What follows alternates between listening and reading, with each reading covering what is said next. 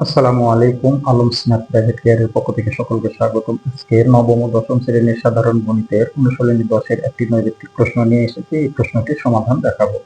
তো বন্ধুরা দেখো, এখানে একটি খুঁটির দৈর্ঘ্য 20 মিটার হলে এর ছায়ার দৈর্ঘ্য কত মিটার হলে উন্নতি কোণ 45 ডিগ্রি হবে।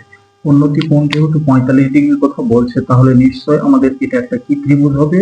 সমকোণী ত্রিভুজ হবে, কারণ এই কোণটা হলো কত ডিগ্রি? 90 ডিগ্রি। তাহলে নিশ্চয় এই কোণ আর এই কোণ মিলে কত ডিগ্রি হবে? 90 ডিগ্রি। তার মানে এটা 45, এটা 45।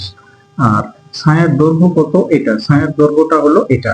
তাহলে 90 ডিগ্রি যদি ওই সমকোণী ত্রিভুজ আমরা যদি ব্যবহার করতে চাই, তাহলে কি হবে? এটাও 1, এটাও 1। তাহলে নিশ্চয় এটা পিথাগোরাসের উপপাদ্য ব্যবহার করে আমরা কত লিখতে পারি? √2। তাহলে এখন এখানে আমাদের দেওয়া আছে কত? 20 মিটার। তাহলে 20 দ্বারা আমরা এটাকেও গুণ করব, এটাকেও গুণ করব, এটাকেও গুণ করব। গুণ করলে এটাও 20, এটা 20, এটা হলো 20√2। আর ছায়ার দৈর্ঘ্যটা হলো এটা। তাহলে নিশ্চয়ই আমরা বুঝতে পারতেছি যে এর অ্যান্সারটা কত হবে? 20 হবে। বন্ধুরা কত হবে?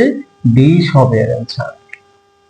আশা করি এই শর্ট ট্রিক্স নৈর্ব্যক্তিকটি তোমরা বুঝতে পেরেছো। যদি কারো কোনো সমস্যা থেকে থাকে তাহলে অবশ্যই কমেন্টে জানাবে, পরবর্তীতে তার সমাধান করে দেওয়ার চেষ্টা করবো। আজকের মতো এই পর্যন্ত। পরবর্তী ভিডিওটিতে থাকবে এখানকারই আরেকটি শর্ট ট্রিক্স নৈর্ব্যক্তিক। সো এই ভিডিওটি তোমাদের যদি ভালো লেগে থাকে এবং এখান থেকে নতুন কিছু শিখে থাকো, তাহলে অবশ্যই তোমাদের বন্ধুদের মাঝে লাইক, কমেন্ট, শেয়ার করতে ভুলবে না।